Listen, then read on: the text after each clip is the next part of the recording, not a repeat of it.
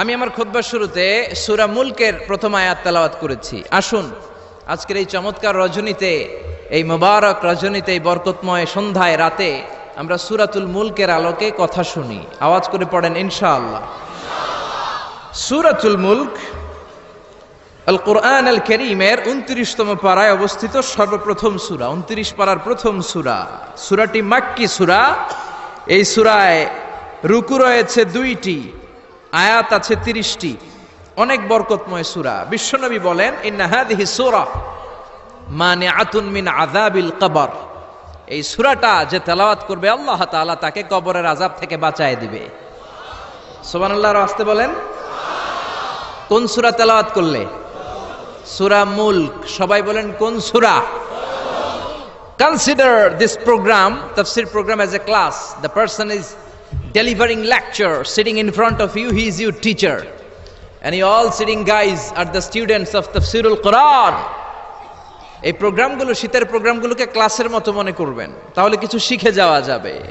আমার আগে হযরতুল আল্লাম কামালউদ্দিন সৈয়দ কামালউদ্দিন জফরি সাহেব ছিলেন আমাদের শিক্ষক, আমরা ছিলাম কোরআনের ছাত্র। এখন আমি একটু করে বসার সুযোগ পেয়ে গেলাম, আমি হয়ে গেলাম শিক্ষক, আর আমরা সবাই কোরআনের ছাত্র। খুশি না বেজার?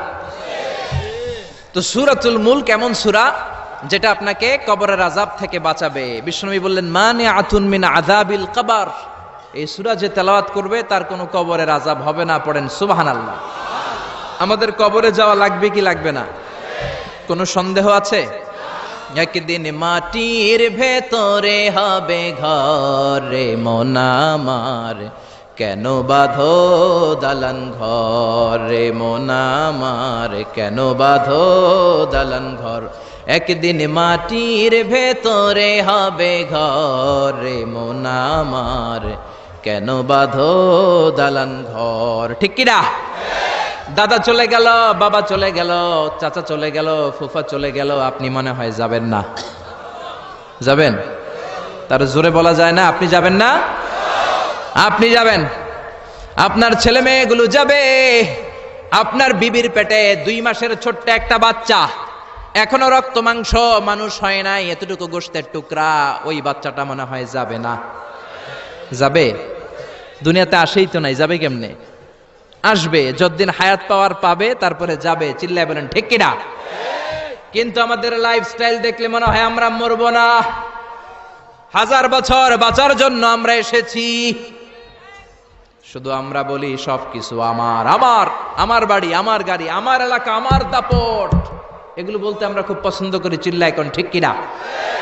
কেমন করে আপনার বাড়ি, যেই বাড়িটারে আমার বাড়ি বলে আপনি ঘোষণা দেন, আপনার বাবা যখন এই বাড়িতে থাকতো আপনার বাবাও বলতো বাড়িটা আমার বাড়ি, বলতো না?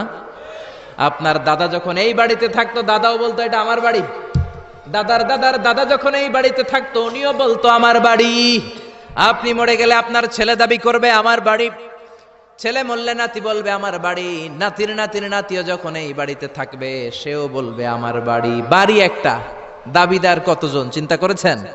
পরের জায়গা পরের বাড়ি, ঘরে বাঁধিয়াই আমি রই, আমি তো সেই ঘরের মালিক নই। পরের জায়গা পরের বাড়ি, ঘরে বাঁধিয়াই আমি রই, আমি তো সেই ঘরের মালিক নই। ঠিক কি না? এজন্য এই দুনিয়াটা হলো ট্রানজিট পিরিয়ড। আজীবন থাকার জন্য আসি নাই, কিছুদিনের জন্য আসলাম। কবরের বাড়িতে আমাদেরকে যেতে হবে, কবরের প্রিপারেশন, প্রস্তুতি আমাদেরকে নিতে হবে। এই জন্য বিশ্বনবী বললেন, ইন্না ফিল কোরআনি লাসূরা, কোরআনের মধ্যে এমন একটা সূরা আছে, মানিআতুন মিন আযাবিল কবর। এই সূরাটাকেও তেলাওয়াত করলে ওই কবরের আযাব থেকে ওই বান্দাটারে বাঁচায়া দিবে কে? কি নাম ওই সূরার? আরো জোরে বলেন। সূরা মুলক তেলাওয়াত করতে রাজি আছেন তো? আবার বিশ্বনবী বললেন, শাফাআত লি সাহিবিহা, এই সূরাটা কিয়ামতের দিন তেলাওয়াতকারীর জন্য আল্লাহর কাছে সুপারিশ করবে। আপনি তেলাওয়াত করলে আপনার জন্য আল্লাহর কাছে সুপারিশ করবে। কোরআন যদি কারো পক্ষে আল্লাহর কাছে সুপারিশ করে, ওই সুপারিশ আল্লাহ কোনোদিন ফেলে দিতে পারবে নাকি? পারবে? মাননীয় অর্থমন্ত্রী যদি মাননীয় প্রধানমন্ত্রী শেখ হাসিনার কাছে কোনো বিষয়ে সুপারিশ করে, শেখ হাসিনা এটাকে রিজেক্ট করতে পারবে? ফেলে দিতে পারবে? কারণ অর্থমন্ত্রীর সুপারিশ। চিল্লায় বলেন ঠিক কিনা? তেমনি কোরআন যদি কিয়ামতের দিন আপনার পক্ষে আল্লাহর কাছে সুপারিশ করে, কোরআনের সুপারিশও কবুল করে নিবে কে? আবার বিশ্বনবী বললেন খাসামাত আন সাহিবিহা, এই সূরাটা কিয়ামতের দিন তেলাওয়াতকারীর পক্ষ নিয়ে আল্লাহর সাথে ডিবেট করবে, ঝগড়া করবে, তর্ক করবে। আল্লাহর সাথে ডিবেট, আল্লাহর সাথে ঝগড়া, সাহস বেশি না কম? জোরে বলেন। আল্লাহর সাথে ঝগড়া করবে, তর্ক করবে, কতক্ষণ? হাত্তা আদখালাহুল্লাহুল জান্নাহ, যতক্ষণ না আল্লাহ তাআলা এই সূরার তেলাওয়াতকারীকে জান্নাতে ঢুকিয়ে না দেয় ততক্ষণ এই সূরা আল্লাহর সাথে তর্ক করতেই থাকবে। চিল্লায় সবাই পড়েন আল্লাহু আকবার। এজন্য বিশ্বনবী বলতেন মান ক্বারা বিহা ফি লাইলাতিন ফাকাদ আকসারা ওয়া আতাবা, রাত্রিবেলা এই সূরাটা যে তেলাওয়াত করবে তার আমলনামাটা সওয়াব দিয়ে পরিপূর্ণ করে দিবে কে? এখন দিন নাকি রাত? জোরে বলেন। এখন সূরাতুল মুলকের তাফসীর শুনলে প্রত্যেকের আমলনামাটারে সওয়াব দিয়ে পূর্ণ করে দিবে কে? এজন্য বিশ্বনবী বলতেন আমি চাই আমার প্রতিটা উম্মতের হৃদয়ে এই সূরাটা গাঁথা থাক। আমি চাই আমার প্রতিটা উম্মতের সিনার ভিতরে সূরাতুল মুলকটা মুখস্থ থাক। আমি চাই আমার প্রতিটা উম্মতের কলিজার ভিতরে এই সূরাটা হিফজ করা থাক। পড়েন সুবহানাল্লাহ। এজন্য বিশ্বনবীর উম্মত হিসেবে এই সূরাতুল মুলক আমাদের মুখস্থ থাকার দরকার আছে না নাই? জোরে বলেন। সূরা মুলক মুখস্থ করতে রাজি আছেন? যে কয়েকজন ইনশাআল্লাহ বলছেন শুধু তারা করবেন, বাকিরা করবেন না। সূরাতুল মুলক মুখস্থ করতে রাজি আছেন সবাই? এই সূরার মাত্র 30টা আয়াত। কয়টা? এক মাসে কয়দিন? আপনাদের এই আড়াইবাড়ি এলাকায় কয়দিন? এদিকে 30 দিন। তাহলে প্রতিদিন যদি একটা করে আয়াত মুখস্থ করেন, পুরা সূরাটা মুখস্থ করতে লাগবে কয়দিন? জোরে বলেন না। তাহলে আগামী এক মাসে আমরা এই সূরাতুল মুলক মুখস্থ করে ফেলবো। রাজি আছেন? রাজি আছেন সবাই? আল্লাহ তুমি কবুল করো। এখন পড়া শোনাবেন কার কাছে? এটা আপনাদের হোমওয়ার্ক, বাড়ির কাজ, হোম টাস্ক, আল ওয়াজিব আল মানজিলি। এক মাস পরে তো আমি থাকবো না, আমি তো ওয়াজ করে চম্পট। তো পড়া শোনাবেন এলাকার ইমাম সাহেবদের কাছে, খতিব সাহেবদের কাছে, হাফেজ সাহেবদের কাছে। বলবেন আজহারি ভাই এসেছিল, এসে সূরাতুল মুলক আমাদেরকে পড়া দিয়ে গেছে। মুখস্থ করতে রাজি আছেন সবাই? সবাই রাজি? দিস সূরা is an eye opener for you. এই সূরাটা আপনার চোখকে খুলে দিবে, আপনার চিন্তার জগতে একটা আন্দোলন তৈরি করবে, আপনার ঘুমন্ত বিবেককে জাগিয়ে তুলবে। সুবহানাল্লাহ পড়েন। নাস্তিকদের জন্য এই সূরার ভেতরে আল্লাহ তাআলা কিছু ডোজ দিয়ে দিয়েছে, কিছু মেডিসিন। এজন্য এই সূরার আলোকে আমরা জানার চেষ্টা করব কি কি মেডিসিন আল্লাহ নাস্তিকদের জন্য দিলেন। আমরা আল্লাহকে বিশ্বাস করি তাই আমরা আস্তিক, আর যারা বিশ্বাস করে না তারা কি? বাংলার জমিনে এরকম কিছু নাস্তিক আছে না নাই? নতুন এক নাস্তিক এসেছে, আসাদ নূর, ঠিক কিনা? ফেসবুকের লাইভে এসে সে বলেছে প্রতিদিন নাকি সকালবেলা কোরআনের উপরে পেশাব করবে। এটা কি মানুষ না অমানুষ? এটা জাহান্নামের নরকীট আর পিতৃ পরিচয়হীন জারদ সন্তান। জোরে বলেন ঠিক কিনা? বাংলাদেশ সরকারের উচিত এই বেয়াদবটাকে আইনের আওতায় আনা, বিচারের আওতায় আনা, বিশাল সমাবেশ করে লক্ষ মানুষের সামনে ফাঁসির রশিতে ঝুলিয়ে দেয়া। এই বেয়াদবটাকে শেল্টার দিচ্ছে মুফাসসিল ইসলাম ইংল্যান্ড থেকে আরেক নাস্তিক উল্লুক্কা পাঠা। গভর্নমেন্টের উচিত এই বেয়াদবটাকেও আইনের আওতায় এনে ইন্টারপোলের পুলিশের মাধ্যমে ওই বেয়াদবটাকেও ফাঁসি দেয়া। চিল্লায় বলেন ঠিক কিনা? 92% মুসলিম যে দেশে বসবাস করে ওই দেশে বসে কোরআনকে গালি দেওয়ার স্পর্ধা তোর আসলো কোত্থেকে? চিল্লায় এখন ঠিক কিনা? এজন্য আমাদেরকে এক থাকতে হবে, ন্যাক থাকতে হবে। কোরআনের বিরুদ্ধে কথা বললে তাদেরকে কোনো ধরনের চান্স দেয়া যাবে না। চিল্লায় এখন ঠিক কিনা? যারা কোরআনের গালি দেয় তারা এই জমিনটা চিনে নাই। এই জমিন পীর আউলিয়াদের জমিন, এই জমিন দাড়িওয়ালাদের জমিন, টুপিওয়ালাদের জমিন, এই জমিন আলিয়া মাদ্রাসার জমিন, কৌমি মাদ্রাসার জমিন, এই জমিন টঙ্গীর তুরাকপাড়ের বিশ্ব ইস্তেমার জমিন। জোরে কোন ঠিক কিনা? এদেশে আর কিছু থাকবা না থাক, আমার কোরআন থাকবেই। আর কিছু থাকবা না থাক, হাক্কানি দরবারগুলো থাকবেই। যে দেশে আল্লাহু আকবার ধ্বনির সাথে সকালে সূর্য ওঠে, আল্লাহু আকবার ধ্বনির সাথে সাথে সকালে সূর্য ডুবে, ও দেশে আর কিছু না থাক, আমার কোরআন থাকবেই। চিল্লায় এখন ঠিক কিনা? ওই কোরআনের জন্য আমরা জীবন বাজি রাখতে রাজি আছি। চিল্লায় এখন ঠিক কিনা? কারা কারা রাজি? দুহাত উঁচু করে আল্লাহর দেখা।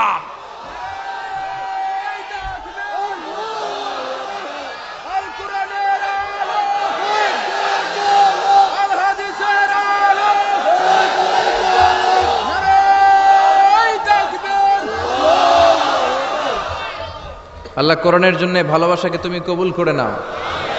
এই যে কোরআনের কথা শুনলে আমরা আবেগ আপ্লুত হয়ে যাই, এই দরদটাকে তুমি আমাদের নাজাতের ওসিলা বানাও। আরো জোরে পড়েন আমিন। এই সূরাটা আপনার চোখ খুলে দিবে। নাস্তিকদের জন্য আল্লাহ এই সূরাতে ডোজ দিয়েছে। নাস্তিকরা বলে আমরা স্রষ্টায় বিশ্বাস করি না, এর কারণ আনসিন ইজ নাথিং, যেটা দেখা যায় না ওইটা মানি না। নাস্তিকরা যে আল্লাহ তাআলাকে বিশ্বাস করে না, তাদের সবচেয়ে যুক্তি হচ্ছে আনসিন ইজ নাথিং, যেটা দেখা যায় না ওইটা বিশ্বাস করি না। তো নাস্তিককে জিজ্ঞেস করবেন, do you see the air in the atmosphere? এই যে বায়ুমণ্ডলে বাতাস, তুমি কি বাতাস দেখতে পাও? So why do you believe on that? তাহলে বাতাস না দেখলে বাতাসে বিশ্বাস করো কেন? Do you see the bad headache someone feel in his head? কেউ যখন মাথায় ব্যথা পায়, অনেকে এসে বলে হুজুর মাথার ব্যথায় মরে যাচ্ছে, একটু ফু দিয়ে দেন। ওর যে মাথায় ব্যথা আমি কি দেখতে পাচ্ছি? কথা বলেন। So why do you believe on that? তাহলে বিশ্বাস করো কেন? আরে মিয়া, তুমি তো তোমার নিজেরই দেখো না, নিজের স্রষ্টারে দেখবা কেমন করে? আমরা কি আমাদের চোখ দেখতে পাই আয়নার সাহায্য ছাড়া? জোরে বলেন। আমি কি আমার চোখ দেখতে পাচ্ছি? আপনারা আপনাদের চোখ দেখতে পাচ্ছেন? আপনারা আমারটা দেখতেছেন, আমি আপনাদেরটা দেখতেছি, কিন্তু আমরা কি আমাদেরটা দেখতে পাচ্ছি? সামনে আয়না না ধরলে আমরা আমাদের চোখ দেখি না। আপনি কি আপনার পিঠ দেখেছেন আয়নার সাহায্য ছাড়া? জোরে বলেন। আরে আয়না এনে দিলেও তো পিঠ দেখতে গেলে ঘাড় ভেঙে যাওয়ার সম্ভাবনা আছে, চিল্লা এখন ঠিক কিনা? এজন্য আল্লাহ ডেকে বলে, গোলাম আমারে দেখা যায় না। লা তুদরিকুহুল আবসার ওয়া হুয়া ইউদরিকুল আবসার হুয়াল লাতীফুল খাবীর। পৃথিবীর কোন চোখ আমি আল্লাহরে দেখে না, আমি আল্লাহর চোখ পৃথিবীর সবাইরে দেখে, ঠিক কিনা? এজন্য আমারে দেখা যায় না। আমার সৃষ্টির দিকে নজর করে তাকা, আমার সৃষ্টির ভেতরে আমি আল্লাহর নিদর্শন আছে না নাই? কক্সবাজারে যান, the longest sea beach in the world, পৃথিবীর সবচাইতে বড় সমুদ্র সৈকত বাংলাদেশে দিয়ে দিয়েছে কে? 155 কিলোমিটার। এই সাগরের সামনে যখন দাঁড়াবেন, সাগরের ঢেউ তর্জন গর্জন যখন আপনার চোখে পড়বে, সাগরের দিকে তাকালে আপনি বুঝতে পারবেন এই সাগরেরও একজন স্রষ্টা মালিক আছে না নাই? পাহাড়ের দিকে নজর করলে বুঝবেন পাহাড়ের একজন স্রষ্টা আছে। মরুভূমির দিকে যদি তাকান আপনি বুঝতে পারবেন এই মরুভূমির একজন স্রষ্টা আছে। ঝর্ণার দিকে নজর করলে বুঝবেন এই ঝর্ণারও একজন মালিক আছে না নাই? ঝর্ণা ঝর্ণা ঝর্ণা রে, বলনা বলনা বলনা রে, কার বিরহে পাগল পাড়া তুই, কার মিলনে ফুল ফসলে ভরা রে তোর দুকুল ভুই, কার মিলনে ফুল ফসলে ভরা রে তোর দুকুল ভুই, ঝর্ণা ঝর্ণা ঝর্ণা রে, বলনা বলনা বলনা রে, কার বিরহে পাগল পাড়া তুই। পড়েন আল্লাহু আকবার। ঝর্ণার দিকে যদি তাকান অন্তরের চোখ নিয়ে, আপনার অন্তর আপনাকে সায় দিবে, বলে দিবে যে এই ঝর্ণা এমনি এমনি তৈরি হয় না, এই ঝর্ণারও একজন স্রষ্টা আছে না নাই? এজন্য নাস্তিকদের জন্য আল্লাহ এই সূরাতে ডোজ দিয়েছেন। কুফানগরীতে এক নাস্তিক ছিল, সে বলে আমি স্রষ্টাকে মানি না, যদি কেউ আমার সামনে এসে প্রমাণ করে দিতে পারে যে স্রষ্টা বলে একজন কেউ আছে আমি মেনে নিব। কুফার লোকেরা বলল, ইনদানা ইমাম ইসমুহু নু'মান ইবনু সাবিত, আমাদের একজন ইমাম আছে তার নাম নু'মান, উনি আমাদের ইমাম, আল ইমাম আল আযম আবু হানিফা। সুবহানাল্লাহ পড়বেন না? সবাই বলল তুমি নাস্তিক, তোমার ইমামে আযম আবু হানিফা নু'মান ইবনু সাবিত, উনি বুঝাই দিতে পারবে যে স্রষ্টা বলে একজন আছে। নাস্তিক বলে কই তোদের ইমাম, নিয়ে আয়। সময় দেয়া হলো জুমার নামাজের পরে দুপুর 2টায় কুফার একটা ময়দানে সাইয়েদনা ইমাম আবু হানিফা আর নাস্তিক একসাথে তর্ক করবে, ডিবেট করবে। সাইয়েদনা আবু হানিফা উনি আল্লাহর পক্ষে আর নাস্তিক আল্লাহর বিপক্ষে। তো যেদিন তর্কের ডেট করা হলো, হাজার হাজার মানুষ এসেছে, ওই নাস্তিকও এসেছে, আসে নাই শুধু ইমাম আবু হানিফা। 2টার দিকে এসে সবাই বসে আছে, আসে না। 2:30 বাজে, আসে না। 3টা বাজে, আসে না। 3:30 আসে না। 4টার দিকে দৌড়ায় আসছে। নাস্তিক বলে যেই লোকের সময় জ্ঞান নাই ওই লোকের সাথে কোনো তর্ক নাই। কথা শুনতেছেন? মনোযোগ আছে না গেছে? যার সময়ের জ্ঞান নাই তার সাথে তর্ক নাই। ইমাম আবু হানিফা বললেন, ইনদি উযর, আমার ওজর আছে, আই হ্যাভ এক্সকিউজ। কি এক্সকিউজ আছে? আবু হানিফা বলতে শুরু করলেন, আমি যখন ঘর থেকে বের হয়ে যাই আমার বাড়ির সামনে বিশাল একটা নদী পড়ে যায়, এই নদীটা পার হয়ে আসতে হয়। আজকে যে দেখি নদীর সামনে কোনো মানুষ নাই, কোনো নৌকা নাই, কেউ নাই। নদীর পাশেই বিশাল বড় একটা গাছ। হঠাৎ দেখলাম এমনি এমনি গাছটা কেটে দুই ভাগ হয়ে গেল। এমনি এমনি গাছ থেকে তক্তা বেরোয় জোড়া লেগে গেল। করাত ছাড়া, মিস্ত্রি ছাড়া কাঠগুলো অটোমেটিক্যালি লেগে লেগে নৌকা হয়ে গেল। মাঝি ছাড়া, লগি ছাড়া, বৈঠা ছাড়া এই নৌকাতে আমি উঠে বসলাম। নৌকা আমাকে নিয়ে টান দিয়ে সা করে নদীর উপার নিয়ে গেল। এই প্রসেসিংটা হতে আমার 2 ঘন্টা সময় লেগেছে। কয় ঘন্টা? নাস্তিক কয় তবে ইমাম গাঞ্জা খাইছে, গাঞ্জা। তোদের ইমাম গাঁজা খেয়েছে অথবা গত রাতে ঘুমায় নাই। সাইয়েদনা ইমাম আবু হানিফা বললেন, এমন কথা বলেন কেন? নাস্তিক বলে, মানুষ ছাড়া, করাত ছাড়া, মিস্ত্রি ছাড়া গাছ এমনি এমনি দুই ভাগ হয়ে যায় নাকি? এমনি এমনি তক্তা জোড়া লেগে যায় নাকি? কাঠের পিসগুলো জোড়া লেগে লেগে নৌকা হয়ে যায় নাকি? মাঝি ছাড়া, লগি ছাড়া, বৈঠা ছাড়া নদীর এপার থেকে নৌকা কাউকে নিয়ে ওপারে চলে যায় নাকি? ইমাম আবু হানিফা বললেন, now you are on the right track. এই তো আপনি লাইনে চলে আসছেন, এখন আপনারা বোঝানো সহজ হবে আমার। সাইয়েদনা ইমাম আবু হানিফা বললেন, বুঝলাম, এমনি এমনি কিছু হয় না, এমনি এমনি তক্তা হয় না, এমনি এমনি নৌকা হয় না, এমনি এমনি মাঝি ছাড়া নৌকা চলে না। তাহলে আকাশটা কেমন করে এমনি এমনি হলো? জমিনটা কেমন করে এমনি এমনি হলো? মহাশূন্য কেমন করে এমনি এমনি হলো? নভমণ্ডল ভূমণ্ডল কেমন করে এমনি এমনি হলো? কার ইশারায় সাগর বয়ে যায়, কার ইশারায় ঝর্ণা চলে? চিল্লা এখন সুবহানাল্লাহ। নাস্তিক বলে, তাই তো, এইভাবে তো আমি ভেবে দেখি নাই। আসলেই তো আমি একটা উল্লুক্কা পাঠা, আমি তো চিন্তা করি না এইভাবে।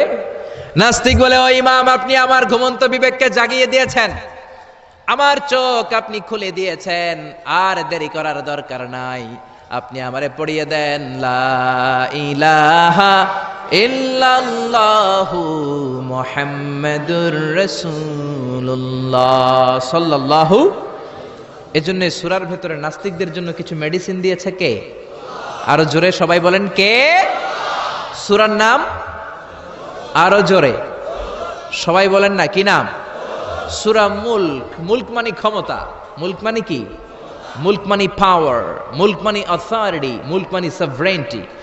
আল্লাহ শুরু করলেন, তাবারাকাল্লাযী বিয়াদিহিল মুলকু ওয়া হুয়া আলা কুল্লি শাইইন কাদির। সুমহান সেই সত্তা যার হাতে ক্ষমতা, আর তিনি পৃথিবীর সব কিছু করার ব্যাপারে সক্ষমতা রাখেন। সুবহানাল্লাহ।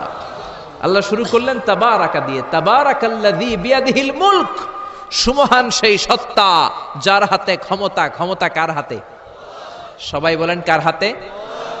নাকি আপনাদের হাতে? আপনারা তো বলেন ক্ষমতা আপনাদের হাতে, বলেন না? জনগণ সকল ক্ষমতার উৎস, বলেন না? এটা রাষ্ট্রীয় কুফুরি। রাষ্ট্র থেকেও কিছু কুফুরি আমাদেরকে শেখানো হয়। এজন্য রাষ্ট্রের সব সিগন্যাল মেনে নেওয়া যাবে না। চিল্লা এখন ঠিক কিনা? জনগণ সকল ক্ষমতার উৎস নয়। সকল ক্ষমতার উৎস হচ্ছে একজন, তিনি কে?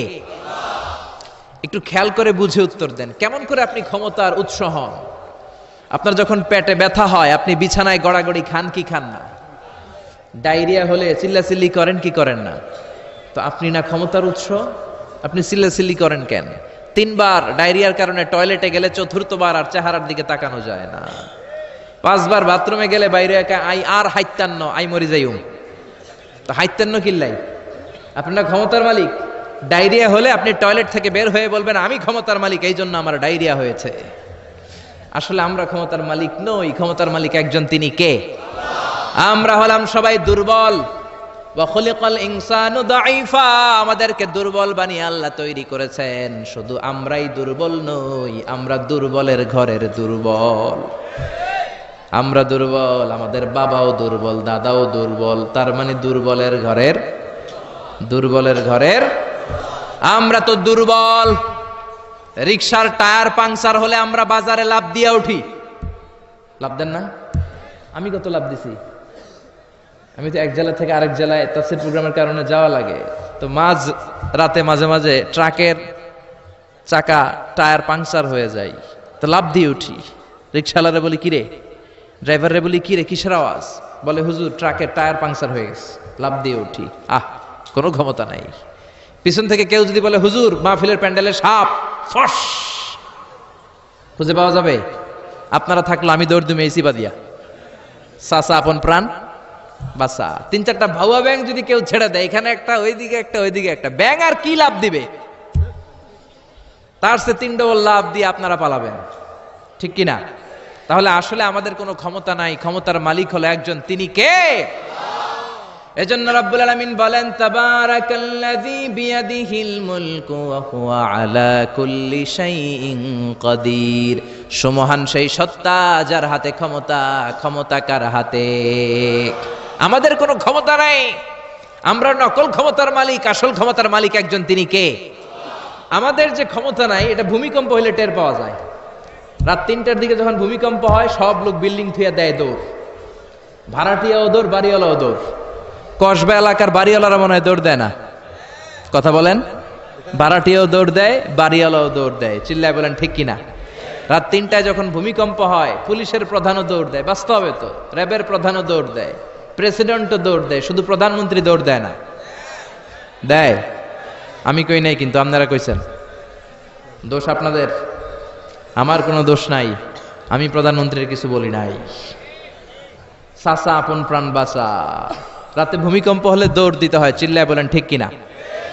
2004 সালে বরিশালে প্রথমে গেলাম বাসে, ফিরে আসতেছি লঞ্চে, নদীর মাঝখানে তুফান, জাহাজ ডুবে যাবে। ওই দিন চিনলাম আল্লাহ কারে কয়, আল্লাহ কেসকো কাতে হে। ওই দিন লঞ্চের শুধু মুসলমানেরাই আল্লাহরে ডাকে নাই, হিন্দুরাও জিকির করছে কার? ওই দিন সবার মুখে একটা জিকির ছিল, লা ইলাহা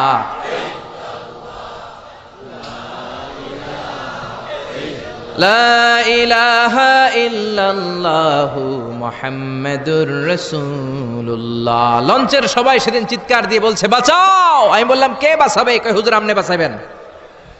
তো তাইলে আমারে বাঁচাইবো কে? কয় হুজুর আপনারে বাঁচাইবো আল্লাহ। আসলে বিপদে পড়লে বোঝা যায় আমাদের কোনো ক্ষমতা নাই, ক্ষমতার মালিক হচ্ছেন একজন, তিনি কে? এজন্য রাব্বুল আলামিন বলেন, কুলিল্লাহুম্মা মালিকাল মুলকি তুতিল মুলকা মান তাশাউ ওয়া তানজিউল মুলকা মিম্মান তাশা ওয়া তুইজ্জু মান তাশাউ ওয়া তুযিল্লু মান তাশাউ বিয়াদিকাল খায়র ইন্নাকা আলা কুল্লি শাইইন কাদির। ও আল্লাহ, আপনি ক্ষমতার মালিক। ক্ষমতার মালিক কে? আপনি যারে চান ক্ষমতার চেয়ারে বসান, আবার যারে চান ক্ষমতা থেকে নামিয়ে দেন। ফেরাউনকে মিশরের মসনদে বসালো কে? আবার সাগরের পানিতে সুবানি খাওয়াইলো কে?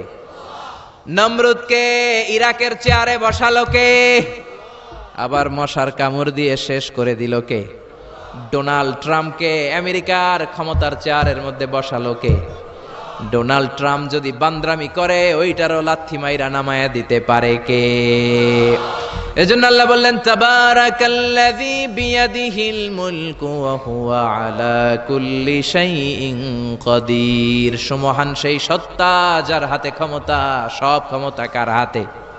জোরে বলেন না, কার হাতে? এই পৃথিবীতে অনেক দেশের প্রধানমন্ত্রী কিংবা প্রেসিডেন্ট ক্ষমতার চেয়ারে 5 বছরের মেয়াদে বসে, জানেন? জানেন না? না, কোন দেশে 5 বছরের মেয়াদে, কোন দেশে 10 বছরের মেয়াদে। তো আমার আল্লাহ ক্ষমতার চেয়ারে বসছে কয় বছরের মেয়াদে? কথা বলেন। 20 বছর, 50 বছর, 100, 200, এর চেয়ে বেশি? উনার ক্ষমতার নির্দিষ্ট মেয়াদ নাই, উনার আজীবন মেয়াদ। সুবহানাল্লাহ কইবেন না? ওয়াল আউয়াল ওয়াল আখির ওয়াল যাহির ওয়াল বাতিন ওয়া হুয়া বিকুল্লি শাইইন আলিম। আল্লাহ বললেন, আমি প্রথম, আমি শেষ, আমি প্রকাশ্য, আমি গোপন। অনাদিকাল থেকে আমি আল্লাহ ক্ষমতার চেয়ারে বসা, অনন্তকাল পর্যন্ত থাকব। ঠিক কিনা? 5 বছর 10 বছরের মেয়াদে আল্লাহ ক্ষমতার চেয়ারে বসে নাই। আল্লাহর ক্ষমতার মেয়াদ হচ্ছে আজীবন মেয়াদ। চিল্লায় বলেন ঠিক কিনা? বুঝে শুনে উত্তর দিবেন। পৃথিবীর অনেক দেশে ক্ষমতায় যেতে হলে ডেমোক্রেটিক সিস্টেমে ক্ষমতায় যেতে হয়, মানে ভোটে জিতে। তো আল্লাহ তো ভোটে জিতে ক্ষমতায় আসছে, তাই না? ভোট ছাড়া, হ্যাঁ, এমনি এমনি চলে আসছে। আবার পৃথিবীর অনেক দেশে ডিকটেটরশিপ সিস্টেমে, মানে স্বৈরাচারী পদ্ধতিতে, জোর যার মুল্লুক তার, ওই সিস্টেমে ক্ষমতায় বসে। আল্লাহ তো এই সিস্টেমে আসছে না? আচ্ছা। আবার অনেক দেশে আছে মোনার্কি সিস্টেম, রাজতন্ত্র, বাবা রাজা, তার ছেলেও রাজা। তো আল্লাহর বাবা ছিল রাজা, এই জন্য আল্লাহও রাজা। বিষয়টা কেমন? আল্লাহ বললেন, খবরদার, আমার ক্ষমতার সাথে তোদের ক্ষমতা মিলাবি না। কুল হুয়াল্লাহু আহাদ আল্লাহুস সামাদ লাম ইয়ালিদ ওয়া লাম ইউলাদ ওয়া লাম ইয়াকুল লাহু কুফুয়ান আহাদ। লাম ইয়ালিদ ওয়া লাম ইউলাদ, আমি কাউরে জন্ম দেই নাই, আবার আমি কারো কাছ থেকে জন্ম নেই নাই, উত্তরাধিকার সূত্রে কারো কাছ থেকে ক্ষমতা পাই নাই। বিশ্বের শুরুতে, মহাবিশ্বের শুরু থেকে যে ক্ষমতার চেয়ারে আমি আল্লাহ বসে আছি, আমি আল্লাহ এই ক্ষমতার চেয়ারে শেষ পর্যন্ত থাকবো। চিল্লায় বলেন ঠিক কিনা? আমাদের ক্ষমতার সাথে ওনার ক্ষমতার কোনো মিল নাই। আবার পৃথিবীর অনেক দেশে দেখবেন ক্ষমতায় যেতে হলে কোয়ালিশন করা লাগে। বাংলাদেশে এটারে বলে জোট করা লাগে। কি করা লাগে? জোটের রাজনীতি বাংলাদেশে আছে না নাই? কথা বলেন, কথা কয় না, মনে হয় কিছু বুঝেই না। জোটের রাজনীতি আছে না নাই? জোট যার বেশি ক্ষমতা তার বেশি, ঠিক কি না? প্রথমে শুরু হইলো 4 দলীয় জোট, তারপর 14 দলীয়, তারপর 18 দলীয়, এরপর 20 দলীয়, এরপর মহাজোট, এবার হবে মহাজোট। তো আল্লাহ তো জোট করে ক্ষমতায় আসছে। আল্লাহর জোট করা লাগছে, কোয়ালিশন করা লাগছে। আল্লাহ বললেন, খবরদার, ওয়ালাম ইয়াকুল্লাহু শারীকুম ফিল মুলকি ওয়া কাব্বিরহু তাকবীরা, আমার ক্ষমতায় কোনো অংশীদার দল নাই, আমার ক্ষমতার মধ্যে কোনো শরিক দল নাই, আমার কোনো জোট নাই, আমার কোনো কোয়ালিশন নাই, আমি একাই ক্ষমতার মালিক, আমার ক্ষমতায় ভাগ বসানোর মতো কেউ নাই। জোরে কোন ঠিক কিনা? আবার দেখবেন পৃথিবীর অনেক দেশে আন্দোলনের মাধ্যমে ক্ষমতার চেয়ার থেকে নামানো যায়। যিনি প্রেসিডেন্ট, একটা আন্দোলন করলে ক্ষমতা থেকে নামানো যায়, এরকম আছে না নাই? গণ অভ্যুত্থান করতে পারলে, আন্দোলন করতে পারলে ক্ষমতা থেকে নেমে যায়। আমি যখন মিশরে পড়াশোনা করি, মিশরের প্রেসিডেন্ট ছিল হোসনি মুবারক। মিশরে একটা আন্দোলন হলো, ওই আন্দোলনের ঠেলায় হোসনি মুবারক ক্ষমতা ছেড়ে দিতে বাধ্য হলো। তো আমরাও যদি পৃথিবীর সবাই মিলে আল্লাহর বিরুদ্ধে আন্দোলন করি, আল্লাহ ক্ষমতা ছেড়ে দিতে বাধ্য। বুঝে শুনে উত্তর দিয়েন। পৃথিবীর সবাই মিলে চাইলেও আল্লাহ ক্ষমতা থেকে নামবে না। আচ্ছা, যত জিন আছে মহাবিশ্বে, সব জিনেরা যদি বলে আমরাও একাত্মতা ঘোষণা করলাম, আমরাও আল্লাহরে মানি না, মানুষ জিন ভাই ভাই, আল্লাহর আর রক্ষা নাই, তাইলে তো আল্লাহ ক্ষমতা ছেড়ে দিবে, তাই না? ছেড়ে দিবে। আবার ফেরেশতারাও যদি বলে আমরাও মানি না, মানুষ জিন ফেরেশতা 3 দলীয় জোট। কয় দলীয়? কথা বলেন।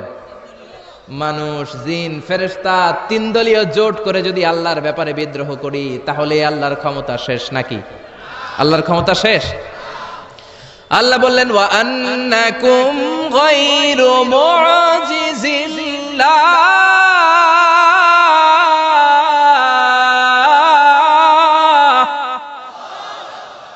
খবরদার, গোটা বিশ্বের সবাই মিলে যদি আমি আল্লাহরে পরাস্ত করতে চাও, গোটা বিশ্বের সবাই মিলে যদি আমি আল্লাহর ব্যাপারে বিদ্রোহ করো, আমি আল্লাহর বিরুদ্ধে যদি আন্দোলন সবাই মিলে তোমরা করো, আমার ক্ষমতার 1 আনাও তোরা কমাতে পারবি না। সুবহানাল্লাহ। তার মানে আমাদের ক্ষমতার সাথে আল্লাহর ক্ষমতার কোনো মিল নাই। চিল্লায় বলেন ঠিক কিনা? আবার বুঝে শুনে উত্তর দেন। অনেক দেশে দেখবেন রাজার বয়স এত হইছে, বয়সের ভারে নুজ্জ হয়ে 70-80-তে পৌঁছে গেছে, কয় আই আর হাইতান ন, আমি অবসরে যাব, সেলফ রিটায়ারমেন্ট, স্বেচ্ছায় অবসরে যাব। এরকম হয় না? অনেক রাজা, সুলতান, প্রেসিডেন্ট স্বেচ্ছায় অবসরে চলে যায়। তো আল্লাহরও তো অনেক বয়স হয়েছে, এখন আল্লাহর অবসরে যাওয়ার সময় এসেছে। বয়স হয় নাই, এত বছর উনি ক্ষমতা চালায়, এখনো বয়স হয় নাই। উনি ক্লান্ত হয় না? ওনার ঘুমে ধরে না? আল্লাহ বললেন, খবরদার, লা তাখুযুহু সিনাতুন ওয়ালা নাওম, আমার ঘুম নাই, আমার কোনো নিদ্রা নাই, আমার কোনো তন্দ্রা নাই, আমার কোনো ঝিমুনি নাই।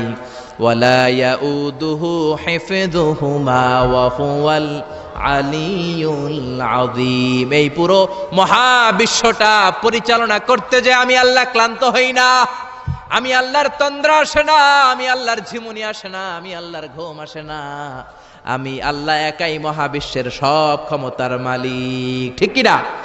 এজন্য আল্লাহ বললেন, তাবারাকাল্লাযী বিয়াদিহিল মুলকু ওয়া হুয়া আলা কুল্লি শাইইন কাদির। সুমহান সেই সত্তা যার হাতে ক্ষমতা। ক্ষমতা কার হাতে? সবাই বলেন না, ক্ষমতা কার হাতে? নাকি আপনাদের হাতে? আর কোনদিন বলবেন জনগণ সকল ক্ষমতার উৎস? আর কোনদিন বলবেন? সকল ক্ষমতার উৎস হচ্ছে একজন, তিনি কে? আওয়াজ করে বলতে হবে, তিনি কে? আমরা বললাম আল্লাহ, বুঝলাম আপনি ক্ষমতার মালিক, আর কিসের মালিক বলেন? আল্লাহ বললেন, আল্লাযী খালাকাল মাউতা ওয়াল হায়াতা লিয়াবলুয়াকুম আইয়ুকুম আহসানু আমালা ওয়া হুয়াল আজিজুল গফুর। আমি শুধু ক্ষমতারই মালিক নই, আমি এমন আল্লাহ যে আল্লাহ জীবন তৈরি করলাম, যে আল্লাহ মরণ তৈরি করলাম। আমি জীবনেরও মালিক, মরণেরও মালিক। আমাদেরকে জীবন দিয়েছে কে? মরণ দিয়েছে কে? আমাদের প্রাণ ভিক্ষা দিতে পারে কে? নাকি আপনাদের রাষ্ট্রপতি? আপনাকে রাষ্ট্রপতি তো নাকি প্রাণ ভিক্ষা দেয়, দেয় না? আরে রাষ্ট্রপতিরও তো প্রাণ ভিক্ষা দিবে আল্লাহ, চিল্লায় বলেন ঠিক কিনা? আল্লাহ বললেন, আমি এমন আল্লাহ, আল্লাযী খালাকাল মাউতা ওয়াল হায়াতা লিয়াবলুয়াকুম আইয়ুকুম আহসানু আমালা। তোমরা কে কেমন আমল করো এটা দেখার জন্য আমি জীবন বানালাম, মরণ বানালাম, আর জীবন মরণের মাঝখানে তৈরি করলাম রূহ। রূহ তৈরি করলাম। কি তৈরি করলাম? রূহ মানুষ তৈরি করতে পারে না, রূহ তৈরি করতে পারে একজন, তিনি কে? মানুষ কম্পিউটার তৈরি করতে পারে, প্লেন বানাতে পারে, রকেট বানাতে পারে, রোবট বানাতে পারে, সুফিয়া খালারে বানাতে পারে, কিন্তু রুহু বানাতে পারে না। সুফিয়া খালারে চিনেন? আপনারাও চিনেন? আহা, মেয়েদের মতো লিপস্টিক দেয়া হয়েছে ওর ঠোঁটে, মেয়ের আকৃতি দেয়া হয়েছে, অবয়ব দেয়া হয়েছে। সুফিয়া রোবটটাকে দেখে আমার প্রতিবন্ধী মনে হলো। এমনে তাকায়, এমনে করে, এমনে করে, এমনে করে, আর ভেতরে সফটওয়্যারে সব সেট করে দেয়া, যেটা রিমোট কন্ট্রোলে চাপে ওই অনুযায়ী বলে। চিল্লায় বলেন ঠিক কিনা? যারা এই সুফিয়াকে বানিয়েছে, কিয়ামতের দিন আল্লাহ বলবে, এই সুফিয়ার ভেতরে রুহু দে। এই সুফিয়ার ভেতরে রুহু দে। যারা এই সুফিয়া নিয়ে পৃষ্ঠপোষকতা করেছে, বিদেশ থেকে দেশে এনেছে, সবাইকেই আল্লাহর সেদিন বিচারের ট্রাইব্যুনালের, সুপ্রিম কোর্টের কারাগারে কাঠগড়ায় আসামি হয়ে দাঁড়াতে হবে। চিল্লায় বলেন ঠিক কিনা? এজন্য আল্লাহ ডেকে বললেন, গোলাম, আমি জীবন বানালাম, মরণ বানালাম, জীবন মরণের মাঝখানে বানালাম রুহু। এই রুহু থাকলে তুমি জিন্দা, রুহুটা না থাকলে তুমি হয়ে যাও মুর্দা। এই যে মিজানুর রহমান আজারি কথা বলতেছে, হাসে, হাত নাড়ে, কথা বলে, কারণ রুহু আছে। এই রুহুটা বের হয়ে গেলে লাশ হয়ে পড়ে যেতে হবে। চিল্লায় বলেন ঠিক কিনা? মক্কার কাফিররা বলল, আব্দুল্লাহর বেটা মুহাম্মদ, রুহু কাকে বলে আমাদের বলো। রুহু দেখতে কেমন, কেমন করে দেহের মধ্যে রুহু ঢুকে, কেমন করে রুহুটা দেহ থেকে উড়াল দেয়, এই রুহুর ব্যাপারে তথ্য দিতে পারলে কালিমা পড়ে সবাই মুসলমান হয়ে যাব। আপনারা রুহু দেখছেন কেউ? আপনার দাদা যে মারা গেল, বাবা যে মারা গেল, রুহুটা যে উড়াল দিল, দেখছেন? কালার কেমন, সাইজ কতটুকু, ওজন কতটুকু, দেখতে কেমন? আমরা কেউ রুহু দেখেছি? চিল্লায় বলেন দেখেছি। বিশ্বনবীরে বলা হলো, আব্দুল্লাহর বেটা মুহাম্মদ, রুহু কারে বলে? যদি বলতে পারো কালিমা পড়বো। বিশ্বনবী বলতে পারে না, কারণ বিশ্বনবী মন গড়া কোনো কথা বলেন না, আকাশ থেকে গ্রিন সিগন্যাল আসলে তবেই বলেন, ঠিক কিনা? বিশ্বনবী আল্লাহ তাআলার পক্ষ থেকে গ্রিন সিগন্যাল পাওয়ার জন্য উপরে তাকিয়ে রইলেন, আয়াত নাজিল হয়ে গেল। ইয়াসআলুনাকা আনির রূহি কুলির রূহু মিন আমরি রাব্বি ওয়া মা উতীতুম মিনাল ইলমি ইল্লা কালিলা। ও নবী, লোকেরা আপনারা জিজ্ঞেস করে রূহ কাকে বলে? মা হুয়ার রূহ, হোয়াট ইজ দ্য স্পিরিট? আপনি বলে দেন, রূহ হলো আল্লাহর পক্ষ থেকে স্পেশাল অর্ডার। আল্লাহর অর্ডারে এই রূহটা দেহের মধ্যে ঢোকে, আবার আল্লাহর অর্ডারে রূহ বের হয়ে যায়। আল্লাহু আকবার। এই রুহুটা মানুষের দেহে ঢুকে কার অর্ডারে, আবার বের হয়ে যাবে কার অর্ডারে? পৃথিবীর যত বিজ্ঞানীরা আছে সবাই মিলেও কি একটা রুহু বানাতে পারবে? জোরে বলেন না, রুহু বানাতে পারবে? আল্লাহ চ্যালেঞ্জ করে বললেন, ওমা উতীতুম মিনাল ইলমি ইল্লা কালিলা। তোমাদেরকে একেবারে যত সামান্য কিঞ্চিত জ্ঞান দিয়ে আমি তৈরি করেছি, তোমাদের এই লিমিটেড জ্ঞান দিয়ে রুহু বানানো যাবে? ইউনাইটেড স্টেটস অফ আমেরিকা একজন মেডিকেল সায়েন্টিস্ট এই চ্যালেঞ্জ গ্রহণ করলো। সে চ্যালেঞ্জ গ্রহণ করে বলল, আমি রুহু বের করে ছাড়ব। কি বের করব? রুহু। আমেরিকার ওই মেডিকেল সায়েন্টিস্ট সে চ্যালেঞ্জ করে বলল, আমি রুহু বানাবো। কি বানাবো? উত্তর দিতে হবে কিন্তু, কি বানাবো? রুহু বানাবো। কেমন করে রুহু বের হয় এটা আবিষ্কার করে আমি নোবেল প্রাইজ জিতবো, নোবেল লরেট হব। 7 বছর সে গবেষণা করলো মুমূর্ষু রোগীদের নিয়ে। মুমূর্ষু রোগী নিয়ে বসে থাকে, কখন রুহুটা বের হবে, রুহু ধরার জন্য বসে থাকে। কিন্তু 7 বছরে হাজার হাজার মুমূর্ষু রোগীর দেহ থেকে রুহু উড়াল দিছে, কিন্তু রুহু ধরতে পারে নাই। সুবহানাল্লাহ কইবেন না? আচ্ছা, এইবার তার মাথায় একটা চিন্তা আসলো, না এই পন্থায় হাঁটলে তো হবে না, আমি একটা কাজ করি, বুলেট প্রুফের গ্লাস দিয়ে একটা ছোট্ট গ্লাসের রুম বানাই, ওই গ্লাসের ভেতরে মুমূর্ষু রোগী ঢুকায় দিব। বুলেট প্রুফ চিনেন তো? মানে গুলি মারলেও গুলি ঢুকবে না। আমাদের মাননীয় প্রধানমন্ত্রী, রাষ্ট্রপতি মহোদয়, ওনারা যে গাড়িগুলো চালায় এগুলো কিন্তু বুলেট প্রুফ, জানেন? গুলি মারলে গুলি ঢুকে না। তো উনি বুলেট প্রুফ গ্লাস দিয়ে, টেম্পার্ড গ্লাস দিয়ে ছোট্ট একটা রুম বানালেন, কাচের গ্লাস। উনি মনে মনে ভাবলেন, মুমূর্ষু রোগী যদি এই কাচের গ্লাসের ভেতরে ঢুকাই, যেহেতু বুলেট প্রুফ, কিছু ঢুকেও না, বাইরে হয় না, রুহু বাইরেবো কেমনে দেখি। তো কাচের গ্লাস বানিয়ে তার টিমের সবাইকে বলল, আইসিইউ থেকে একটা মুমূর্ষু রোগীকে ধরে আনো, আজকে আমি রুহু ধরে ছাড়ুম।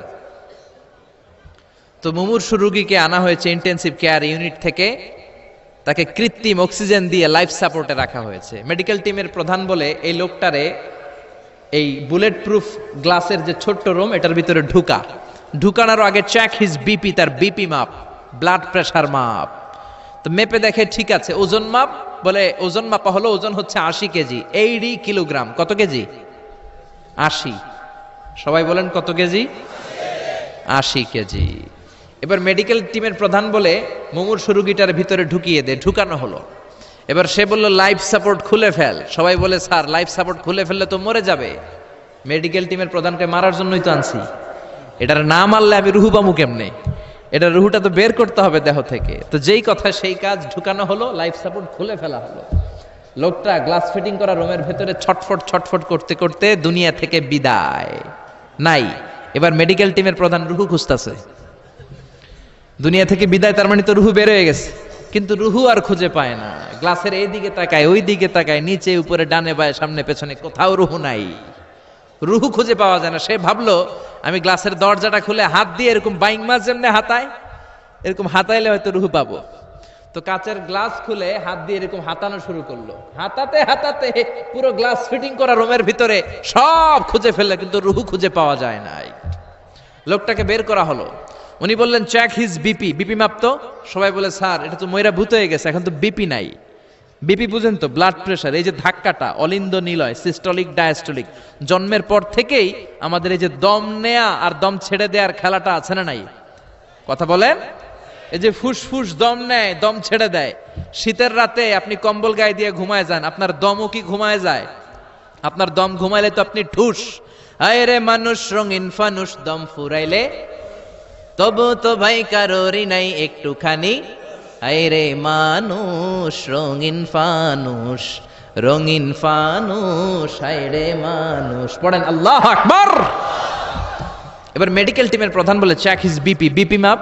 সবাই বলে বিপি নাই, কিন্তু ওজন আছে না নাই? মরার পরেও তো একটা লাশের ওজন থাকে কি থাকে না? এবার মেডিকেল টিমের প্রধান বলে, চেক হিজ ওয়েট, ওজন মাপ। এবার ওজন স্কেলে শোয়ানোর পরে দেখা গেল লোকটা মরার আগে ছিল 80, এখন হয়ে গেছে 78 কেজি। কয় কেজি? মরার আগে লোকটা ছিল কয় কেজি? মরার পরে ওজন দেওয়ার পরে ওজন হয়ে গেছে কয় কেজি? কমছে কয় কেজি? মেডিকেল টিমের প্রধান কয়, আমি পাইছি। সবাই কয়, কি পাইছেন? মেডিকেল টিমের প্রধান কয়, ওইডা। সবাই কয়, কোনডা? কয়, রুহু। কেমনে পাইলেন? কয়, মরার আগে ছিল 80 কেজি, মরার পরে 78 কেজি, কমছে 2 কেজি। তার মানে যেটা উড়াল দিছে ওইটাই 2 কেজি। পাইছে ঘোড়ার ডিম। কিন্তু বিজ্ঞানীদের নিয়ম হচ্ছে, আপনি একটা রেজাল্ট দিয়েই ফাইনাল জাজমেন্ট দিতে পারবেন না, আপনার আরো কিছু নমুনা সংগ্রহ করতে হবে। সে বলল, আরেকটা রোগীকে আইসিইউ থেকে নিয়ে আয়, ওজন মাপ, বিপি মাপ। বিপি ওকে, ওজন কত? 70 কেজি। দ্বিতীয় যে লোকটাকে আনা হলো তার ওজন 70 কেজি। চিল্লায় বলেন কয় কেজি? 70। এবার গ্লাসের ভিতরে ঢুকানোর পরে অক্সিজেনের মাস্কটা খুলে ফেলা হলো। এই লোকটা অক্সিজেনের অভাবে ছটফট ছটফট করতে মরে গেল। মরার পরে আবার রুহু খুঁজে, কিন্তু গ্লাসের ভিতরে রুহু নাই। এই লোকটাকেও বের করে মেডিকেল টিমের প্রধান বলে, চেক হিজ বিপি, বিপি মাপ। সবাই বলে বিপি নাই, কিন্তু ওজন আছে না নাই?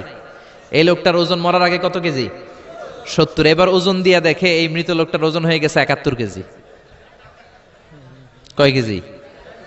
আগেরটা তো কম ছিল, মিলানো গেছে। এবার যাবি কই?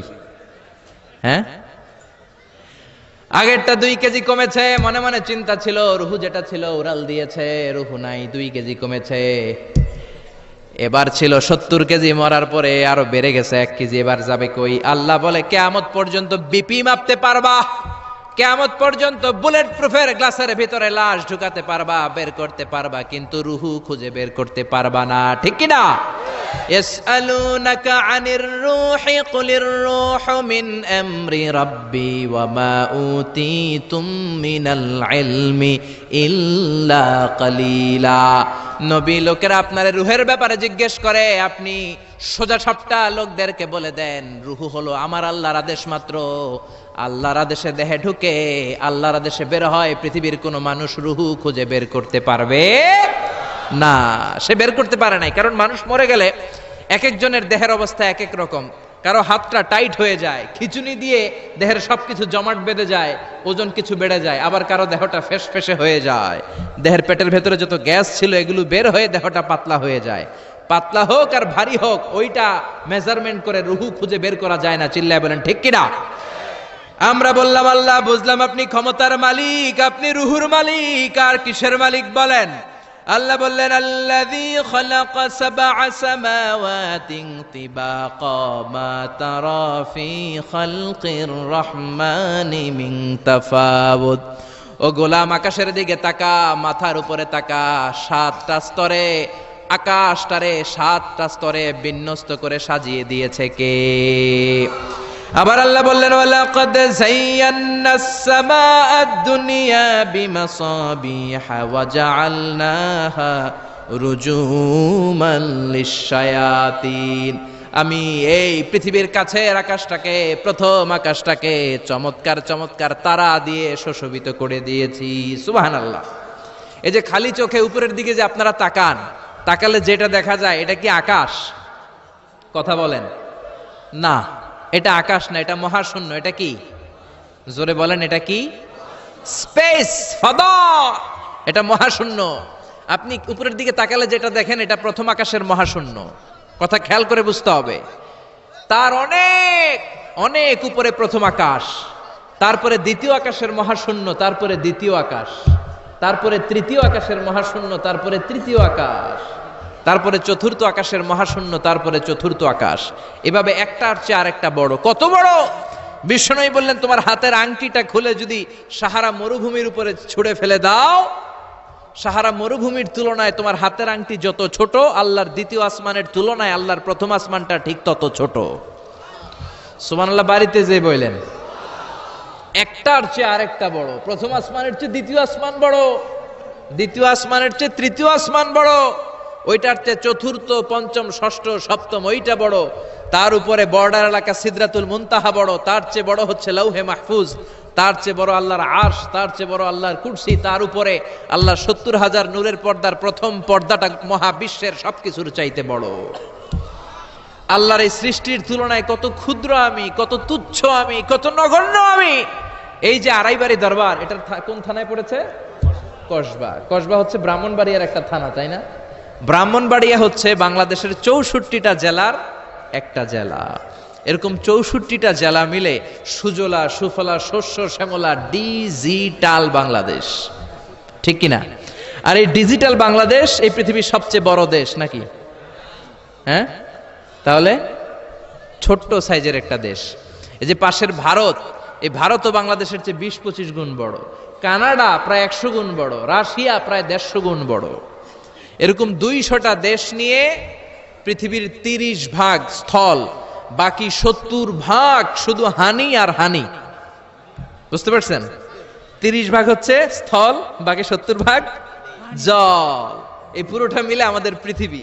এই পৃথিবী হচ্ছে সৌরজগতের খুব ছোট্ট সাইজের একটা গ্রহ। সৌরজগৎ নিয়ে যাদের কিছু পড়াশোনা আছে তারা জানবেন, এই সৌরজগতের একটা ছোট্ট বালিকণার চেয়েও ছোট সাইজের একটা গ্রহ হচ্ছে পৃথিবী। এই সৌরজগতের যে গ্রহগুলো আছে, এমনও গ্রহ আছে যেগুলো পৃথিবীর চাইতে সাইজে অনেক বড়। বৃহস্পতি নামে একটা গ্রহ আছে, বিশাল বড় সাইজের গ্রহ। যেই সূর্যের আলো পেয়ে আমরা বেঁচে আছি, এই সূর্যটা পৃথিবী থেকে 13 লক্ষ গুণ বড়। সুবহানাল্লাহ। বাড়িতে যে দেখছেন, বাড়িতে যে বলতে বললে এদিকে বলে ফেলায়। আস্তে বলতে বললে চিল্লায় বলে। ডিজিটাল সিস্টেম, সরকার ডিজিটাল, দেশ ডিজিটাল, বক্তা ডিজিটাল, শ্রোতাও ডিজিটাল। আশা করি মাইকটাও ডিজিটাল না? আলহামদুলিল্লাহ, ডিজিটাল হতে হবে। তো এই সূর্যটা পৃথিবী থেকে 13 লক্ষ গুণ বড়। কত লক্ষ? Can you imagine, can you guess? এটা কি আপনি কল্পনা করতে পারেন? 13 লক্ষ পৃথিবী সূর্যের মধ্যে রাখার জায়গা করে দিয়েছে কে? সূর্য কি পৃথিবী থেকে মাত্র 13 গুণ বড়? 1300 গুণ, 13,000 গুণ, 13 লক্ষ গুণ। তার মানে কি সূর্যই মহাবিশ্বের সবচেয়ে বড় গ্রহ, বড় তারা? না। ব্যাটেল জিউস নামে একটা তারা আছে, যে সূর্য পৃথিবী থেকে 13 লক্ষ গুণ বড়। ওই ব্যাটেল জিউস তারা আবার ওই সূর্যের চেয়ে 33 কোটি গুণ বড়। তার মানে ব্যাটেল জিউস তারাই মহাবিশ্বের সবচেয়ে বড় তারা? না। ব্যাটেল জিউসের চেয়েও যে কত বড় তারা আছে তার কোনো ইয়ত্তা নাই। এরকম lakh lakh, million, billion, trillion, zillion, ফিলিয়ন, অক্ট্রিলিয়ন, কত অক্ট্রিলিয়ন তারা যে আমাদের গ্যালাক্সি মিল্কি ওয়েতে আছে, ইউনাইটেড স্টেটস অফ আমেরিকার নাসার বিজ্ঞানীরা আজও হদিস করতে পারে নাই। চিল্লায় কোন আল্লাহু আকবার। সূর্যের পরে পৃথিবীর সবচেয়ে কাছের তারার নাম হচ্ছে প্রক্সিমা সেন্ট্রাই, তারপরে আলফা সেন্ট্রাই এ, আলফা সেন্ট্রাই বি, ইটা ক্যারিনা, ব্যাটেল জিউস, একটার চেয়ে আরেকটা বড়। আসেন এই শীতের রাতে আমরা সূর্যের পরে পৃথিবীর সবচেয়ে কাছের যেই তারা প্রক্সিমা সেন্ট্রাই, এই শীতকালের একটা পিকনিক করে আসি ওখান থেকে। প্রক্সিমা সেন্ট্রাইতে আমরা পিকনিক করতে যাব, যাবেন? ওখানে যদি আমরা শীতকালীন পিকনিক করতে যাই তাহলে আমাদের কত সময় লাগবে ছোট্ট একটা আইডিয়া দেই। তো আমরা যে পিকনিকে যাব, যারা যারা হাত তোলেন, কিভাবে যাইবেন? গাড়িতে? কেন? প্লেনে? রকেটে? হ্যাঁ, রকেটে যাইতে হবে, প্লেনে যাওয়া যাবে না। কারণ বর্তমান বিশ্বে সবচেয়ে দ্রুতগামী যে প্যাসেঞ্জার প্লেন আবিষ্কার হয়েছে এটার নাম হচ্ছে বোম সুপারসনিক। কি নাম? Bomb supersonic. Bomb bomb Afridi না, আবার বোম সুপারসনিক। এটা ঘন্টায় চলে 1300 কিলোমিটার বেগে। এটা দিয়েও যাওয়া যাবে না, কারণ কোনো প্যাসেঞ্জার বিমান দিয়ে এই যে মাধ্যাকর্ষণ শক্তি এটাকে ডিঙানো যায় না। আমাদেরকে যেতে হবে রকেট দিয়ে। কোন রকেট দিয়ে যাব? যেই রকেট দিয়ে নীল আর্মস্ট্রং, এডউইন অলড্রিন আর মাইকেল কলিন্স 1969-এ চাঁদে নেমেছিল। ওই রকেটটার নাম হচ্ছে অ্যাপোলো 11। যারা যারা হাত তুলছেন একটু নামটা মুখস্থ রাখেন, অ্যাপোলো 11। তা না হলে আপনি ঘুরে আসলে লোকেরা জিজ্ঞেস করতে পারে কোন রকেটে গেছিলেন, তখন বলতে হবে না অ্যাপোলো 11-এ গেছিলাম। তো ঠিক আছে, যারা যারা হাত তুললেন তারা আর আমি এখন পৃথিবী থেকে সবচেয়ে কাছের যে তারাটা প্রক্সিমা সেন্ট্রাই তার নাম, ওইখানে পিকনিকে যাব। তো এই যে রকেটটা দিয়ে যাব অ্যাপোলো 11, এটা কত দ্রুত চলে এটা আগে শোনেন। এই অ্যাপোলো 11 সেকেন্ডে চলে 11 কিলোমিটার বেগে, মিনিটে চলে 660 কিলোমিটার বেগে, আর ঘন্টায় চলে 39,000 কিলোমিটার বেগে। সুবহানাল্লাহ, মজা করে কইতে পারলেন না? 39,000 কিলোমিটার বেগে ঘন্টায় চলে। আচ্ছা, বাংলাদেশ থেকে আমেরিকা কত কিলো হবে? 8-10,000 কিলো। তার মানে এই রকেটটা দিয়ে বাংলাদেশ থেকে আমেরিকায় 1 ঘন্টায় 4 বার আসা যাওয়া করা যাবে। সুবহানাল্লাহ পড়েন। তো যারা যারা হাত তুলেছেন, আসেন আমরা এই রকেট দিয়ে পৃথিবীর সবচাইতে কাছের তারা প্রক্সিমা সেন্ট্রাইতে শীতকালের পিকনিকে যাব। কিন্তু যাবেন যে কত সময় লাগবে এটাও তো জানার দরকার আছে না নাই? যেই রকেটটা অ্যাপোলো 11 ঘন্টায় চলে কত হাজার কিলোমিটার বেগে? 39,000 কিলোমিটার বেগে। 39,000 কিলোমিটার বেগে ছোটে এরকম একটা রকেট দিয়ে যদি পৃথিবীর সবচেয়ে কাছের তারায় আমরা পৌঁছতে চাই, আমাদের 1,15,000 বছর লেগে যাবে। Can you imagine? আপনি কল্পনা করতে পারেন যে রকেটটা ঘন্টায় ছুটবে আপনাকে নিয়ে 39,000 কিলোমিটার বেগে, ওই রকেটটা দিয়ে পৃথিবীর সবচেয়ে কাছের যে তারাটা ওইটাতে পৌঁছতে আমাদের 1,15,000 বছর লেগে যাবে। তার মানে আল্লাহ যদি বলে যা আজারি কি আর করবি, তোর যখন এত শখ হয়েছে, যারা যারা হাত তুলছে তোরে আর ওদেরকে আমি 1,15,000 বছর হায়াত দিয়ে দিলাম। তা আমরা যদি যাইতে শুরু করি, বাকি যারা হাত তোলে নাই এরা মরে ভূত হয়ে যাবে। শুধু এরা না, এদের নাতিপুতিও মরে শেষ, আমাদের নাতিপুতিও শেষ। সবাই মরতে মরতে মরতে মরতে 6,000 প্রজন্ম, 6,000 জেনারেশন যখন মরে ভূত হয়ে যাবে, তখন আমাদের ওই তারার মধ্যে নামার সময় হবে। সুবহানাল্লাহ কইবেন না? গ্রিক সভ্যতার সময়কালে গ্রিকদের একটা সভ্যতা আছে, নাম শুনছেন না? গ্রিক সভ্যতা, মিশরীয় সভ্যতা, মেসোপটেমিয়াম সভ্যতা, ইনকা সভ্যতা, মহেঞ্জোদারো সভ্যতা, চিচেন এৎজে সভ্যতা। তো এই যে গ্রিক সভ্যতার সময়কালে কেউ যদি এই প্রক্সিমা সেন্ট্রাইতে এই রকেটটা দিয়ে যাওয়া শুরু করতো, তাহলে 2018 সালে তাদের পুরো সফরের মাত্র 4% কমপ্লিট হতো। 96% ট্যুর তখনও বাকি থেকে যেত। চিল্লায় পড়েন আল্লাহু আকবার। ওই আল্লাহ ডেকে বললেন, গোলাম ওয়ালাকাদ যায়্যানাস সামাআদ দুনিয়া বিমাসাবিহা ওয়া জাআলনাহা রুজুমান লিশ-শায়াতিন। এরকম বিশাল বিশাল তারকারাজি দিয়ে, তারা দিয়ে প্রথম আকাশটাকে আমি আল্লাহ সুশোভিত করে দিয়েছি। পড়েন সুবহানাল্লাহ। তো এরকম তারা কি মহাশূন্যে শুধু একটা আছে? কত হাজার আছে কেউ জানে না। চিল্লায় বলেন ঠিক কিনা? সূরাতুল মুলক অনেক লম্বা, তো আমি হাইলাইটেড জায়গাগুলো নিয়ে আপনাদের সাথে কথা বলি। এরপরে রব্বুল আলামিন প্রথম রুকুর শেষের দিকে বললেন, ওয়া আসিররু কাওলাকুম আও ইজহারু বিহি ইন্নাহু আলিমুম বিযাতিস সুদূর। ও গোলাম, তোমরা আস্তে কোনো কথা বলো, প্রকাশ্যে বলো কিংবা গোপনে বলো, কেউ শোনে না, শোনে কে? চিল্লায় বলেন, কেউ যেটা দেখে না দেখে কে? কেউ যেটা শোনে না শোনে কে? দুনিয়ার সবার চোখ আপনি ফাঁকি দিতে পারবেন, আমার আল্লাহর চোখ ফাঁকি দেয়া যাবে নাকি? আচ্ছা বলেন তো, পুলিশের চোখ ফাঁকি দেয়া যায় কি যায় না? র্যাবের চোখ, বিমানবন্দরে কাস্টমস অফিসারের চোখ, দুর্নীতি দমন কমিশনের অফিসারের চোখ, পরীক্ষার হলে ম্যাজিস্ট্রেটের চোখ, কিন্তু আমার আল্লাহর চোখ ফাঁকি দেয়া যায়? আপনি রাত্রিবেলা দরজা বন্ধ করে জানলা আটকে দিয়ে বাতি বন্ধ করে পাপ করেছেন, অন্যায় করেছেন, কেউ দেখে নাই, দেখেছে কে?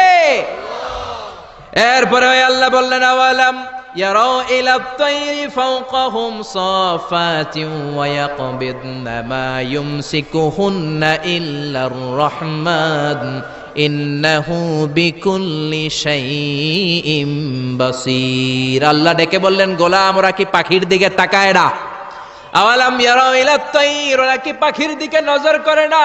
ফাওকাহুম সাফাতিন ওয়া ইয়াকবিদ, যেই পাখিগুলো ওদের মাথার উপর দিয়ে উড়ে বেড়ায়, যেই পাখিগুলো ওদের মাথার উপরে ডানাগুলো মেলে দেয়, আবার ডানাগুলো ঝাপটে জমিনের মধ্যে নেমে আসে, ওরা কি পাখির দিকে তাকায় না? কেউ যদি পাখি নিয়ে গবেষণা করে সে নাস্তিক হতে পারে। আপনি যদি পাখি নিয়ে রিসার্চ করেন আপনি নাস্তিক হতে পারবেন না। এজন্য আল্লাহ তাআলা পবিত্র আল কোরআন আল কারীমের অনেক জায়গায় পাখির কথা বললেন, পাখি দিয়ে আল্লাহ দৃষ্টান্ত দিলেন। সুলাইমান আলাইহিস সালামকে আল্লাহ তাআলা একটা স্পেশাল পাখি দিলেন, ওটার নাম হচ্ছে হুদহুদ। 1000 মিটার উপর থেকেও তার এই পাখির চোখে মেগাপিক্সেল এত বেশি ছিল, জমিনের দিকে নজর করেই জমিনের কত ফুট নিচে মিষ্টি পানি আছে এই পানির সন্ধান সে সুলাইমান নবীকে দিয়ে দিত। সুবহানাল্লাহ পড়েন। কত কিসিমের, কত ধরনের, কত রং বেরঙের পাখি যে আল্লাহ পৃথিবীতে বানিয়েছেন তার কোনো ইয়ত্তা নেই। হামিংবার্ড নামে একটা পাখি আছে, নর্থ আমেরিকাতে পাওয়া যায়, পৃথিবীর সবচেয়ে ছোট্ট সাইজের পাখি। এটা যখন প্রাপ্ত বয়সে পৌঁছে এই পাখিটার সাইজ হয় মাত্র 3 ইঞ্চি। কয় ইঞ্চি? পৃথিবীর সব পাখি সামনের দিকে উড়ে, আর এই হামিংবার্ড সামনেও যেমনি উড়ে পিছনের দিকে উঠতে পারে। সুবহানাল্লাহ কইলেন না? এই পাখিটা প্রতি সেকেন্ডে তার পাখা ঝাপটায় 80 বার। কয়বার? আমি আপনি আমাদের হাতগুলো 1 সেকেন্ডে ঝাপটাতে পারবো কয়বার? 4 বার, সবচেয়ে বেশি হলে 5 বার। আর এই পাখিটা প্রতি সেকেন্ডে তার ডানা ঝাপটায় 80 বার। চিল্লায় এখন সুবহানাল্লাহ। আলপিন সুইফট নামে একটা পাখি আছে, সাউথ ইউরোপের আল্পস পর্বতমালার পাশে এই পাখিগুলো পাওয়া যায়। গোটা বিশ্বে এটাকে সুইফট বার্ড বলে, সুইফট বার্ড। এই সুইফট বার্ড একবার শূন্যে উড়াল দেওয়া শুরু করলে 8 মাস উড়ন্ত অবস্থায় থাকতে পারে। আবার কোনো প্রয়োজনে পৃথিবীতে নেমে আসে, আবার উড়াল দিলে আবার 8 মাস, আবার নেমে আসে, আবার উড়াল দিলে আবার 8 মাস। সুবহানাল্লাহ পড়েন। হোমা বার্ড নামে একটা পাখি আছে, যে পাখিটা উড়ন্ত অবস্থায় ডিম পেড়ে দেয়, আর ওই ডিম জমিনে পড়ার আগেই উড়ন্ত অবস্থায় শূন্যে থাকতে ওই ডিম ফুটে বাচ্চা বেরোয়, ওই বাচ্চাও আবার শূন্যে উঠতে শুরু করে দেয়। এজন্য রব্বুল আলামিন বলেন, আওয়ালাম ইয়ারাউ ইলাত তায়রি ফাওকাহুম সাফাতিন ওয়া ইয়াকবিদ মা ইউমসিকুহুন্না ইল্লার রাহমান ইন্নাহু বিকুল্লি শাইইম বাসীর। নাস্তিকগুলো কি পাখির দিকে নজর করে তাকায় না? কেমন করে তাদের উপর দিয়ে পাখাগুলো মেলে দিয়ে তারা উড়ে বেড়ায়। সাফাতিন ওয়া ইয়াকবিদনা, পাখাগুলো ডানাগুলো মেলে দেয় আবার ডানা ঝাপটায়। এই পাখিগুলোকে শূন্যে কেউ ধরে রাখে নাই, ধরে রেখেছে একজন, তিনি হলেন আমার আল্লাহ। তিনি কে? এই যে পাখিগুলো শূন্যে উড়ন্ত অবস্থায় থাকতে পারে, ওদেরকে শূন্যে উড়ন্ত অবস্থায় রাখলো কে? জোরে বলেন কে? ছোট্ট হাঁসের বাচ্চা পৃথিবীতে আসার সাথে সাথে কেমন করে পানিতে সাঁতার কাটে, কে এই হাঁসের বাচ্চারা শিখালো যে তোর ডানা ঝাপটাতে হবে, পা নাড়াতে হবে? শিখালো কে? গাভীর পেট থেকে বাছুর বের হয়েই গাভীর ওলানের মধ্যে ঢু মারে, কে ওরে শিখালো ওই জায়গায় ঢু দে, ওইখানে ঢু মারলেই তোর রিজিক বেরোবে? কে শিখালো? সুবহানাল্লাহ কইতে মন চায় না? এজন্য আল্লাহ বললেন ওরা কি পাখির দিকে তাকায় না? পাখির দিকে তাকালে তো পৃথিবীর কোন মানুষ নাস্তিক থাকতে পারে না। পাখিকে আরবিতে কি বলে বলেন তো দেখি? হ্যাঁ কি? তয়ের। হ্যাঁ তয়ের। আর বিমানকে আরবিতে কি বলে কে জানেন? তয়ের, তয়রান, তয়ের একই জিনিস। বিমান আরবিও যা, পাখি আরবিও তা। Birds and aeroplane maintain the same flying mechanism while flying. পাখি আর বিমান যখন আকাশে উড়ে একই সিস্টেমে উড়ে, এজন্য এই পাখির উপর রিসার্চ করে বিমান আবিষ্কার হয়েছে। সুবহানাল্লাহ পড়েন। কিন্তু আফসোসের বিষয় হচ্ছে আমরা বানাতে পারি নাই, এটা বানিয়েছে ইহুদিরা। Wilbur right or will write দুই ভাই মিলে বিমান বানিয়েছে 1903 সালে। ইউনাইটেড স্টেটস অফ আমেরিকার নাগরিক, এই দুই ভাই মিলে তারা বিমান বানিয়ে ফেললো। আমরা বানাতে পারি নাই। আমরা আছি মদ আর নারী নিয়ে, আমরা আছি হিন্দি সিনেমা নিয়ে, আমরা আছি মারামারি নিয়ে, আমরা আছি কাফের ফতুয়া দেয়া নিয়ে, আমরা আছি তর্কাতর্কি নিয়ে, জি বাংলা নিয়ে, স্টার জলসা নিয়ে, কিরণমালা নিয়ে। চিল্লায় বলেন ঠিক কিনা? স্টার জলসা হায়ারে জিহি বাংলা, নষ্ট করলো হয়ে আমার সোনার বাংলা। স্টার জলসা হায়ারে জিহি বাংলা, নষ্ট করলো হয়ে আমার সোনার বাংলা। ঠিক কিনা? কেমন করে পরকিয়া করতে হবে, শাশুড়ি বউয়ের মধ্যে কেমন করে কুটনামি লাগাতে হবে, এগুলো ট্রেনিং জি বাংলা, স্টার জলসা, হিন্দি সিনেমার ভেতরে আছে না নাই? আমরা এগুলো নিয়ে ব্যস্ত, কাফের ফতুয়া দিয়ে নিয়ে ব্যস্ত। কথায় কথায় আমাদের মুখ দিয়ে বেরোয় তুই কাফের, তুই 3 কারণে কাফের, তুই 5 কারণে কাফের, তুই 6 কারণে কাফের। এই কাফের মরলে এই কাফেরকে যেখানে কবর দেয়া হবে, ওই কবরের উপর যে ঘাস উঠবে, ওই ঘাস যে গাভী খাবে, ওই গাভীর দুধ যে খাবে, ওইটাও কাফের। এরকম ফতোয়া আছে না নাই? তো আমরা এই ফতোয়াবাজি নিয়ে ব্যস্ত। উইলবার রাইট আর অরভিল রাইট কোরআনের এই আয়াতের উপর রিসার্চ করে, গবেষণা করে এরা দুইজন বিমান বানিয়ে ফেললেন। এই দুই ভাই পাহাড়ের মধ্যে শুয়ে কত পাখি যে দেখেছে, কত পাখির ছবি যে এঁকেছে, কত পাখির মোশন এন্ড মুভমেন্ট নিয়ে তারা গবেষণা করেছে। করতে করতে করতে এই দুই ভাই বিমান বানিয়ে ফেলেছে। তবে এখনকার মতো এত উন্নত বিমান নয়, ছোট্টখাট্ট বিমান, একটু উড়ে আবার ধপাস করে জমিনে পড়ে, একটু উড়ে আবার ধপাস করে জমিনে পড়ে। সর্বপ্রথম ফ্রান্সের এক শহর থেকে আরেক শহরে পৃথিবীর প্রথম প্যাসেঞ্জার বিমান এক শহর থেকে আরেক শহরে ল্যান্ড করেছে। এই তো মানুষের স্বপ্ন বাস্তবায়িত হয়ে গিয়েছে। এতদিন মানুষ শুধু দেখতো হায় রে পাখি উড়ে, আমরা উঠতে পারি না। এখন পাখির চেয়েও আরো দ্রুত বেগে আমরা উড়ি। ঠিক কিনা? এই যে আপনারা হজে যান, কিভাবে যান? প্লেনে যান। প্লেনে যান তো বুঝলাম, উড়ে উড়ে যান না? পাখি আর কত দ্রুত উড়ে, পাখির চেয়েও দ্রুত বেগে আমরা উঠতে পারি। চিল্লায় বলেন ঠিক কিনা? এই বিমান আবিষ্কার হওয়ার আগ পর্যন্ত পৃথিবীর সব দেশের ছিল শুধু সেনাবাহিনী আর নৌবাহিনী। বিমান আবিষ্কারের পর শুরু হয়ে গেল বিমান বাহিনী। এখন সব স্বাধীন দেশের বিমান বাহিনী আছে না নাই? Air force, military. এখন মানুষ ড্রোন হামলা করে, মিসাইল হামলা করে, ব্যালিস্টিক ক্ষেপণাস্ত্র দিয়ে হামলা করে। United States of America Little Boy and Fat Man নামে দুইটা পারমাণবিক বোমা দিয়ে জাপানের হিরোশিমা নাগাসাকিকে ধ্বংস করে মেসাকার করে দিয়েছে। এমন ভাবে ধ্বংস করেছে, তারপরে কয়েক প্রজন্ম যারাই জন্ম নিত জাপানের হিরোশিমা নাগাসাকিতে বিকলাঙ্গ হয়ে জন্মাতো। হয় হাত নাই, নয় পা নাই, নয় চোখ নাই, নয় ঠ্যাং নাই। চিল্লায় বলেন ঠিক কিনা? এজন্য আল্লাহ বললেন, গোলাম আওয়ালাম ইয়ারাউ ইলাত তাইরি ফাওকাহুম সাফাতিন ওয়া ইয়াকবিদ মা ইউমসিকুহুন্না ইল্লার রহমান ইন্নাহু বিকুল্লি শাইইন বাসীর। এই পৃথিবীর স্বঘোষিত নাস্তিকগুলা কি পাখির দিকে নজর করে তাকায় না? পাখি নিয়ে কোনো নাস্তিক যদি গবেষণা করে, ওই নাস্তিক আর নাস্তিক থাকতে পারে না, ওরে নাস্তিক থেকে আস্তিক বানায়া দিবে কে?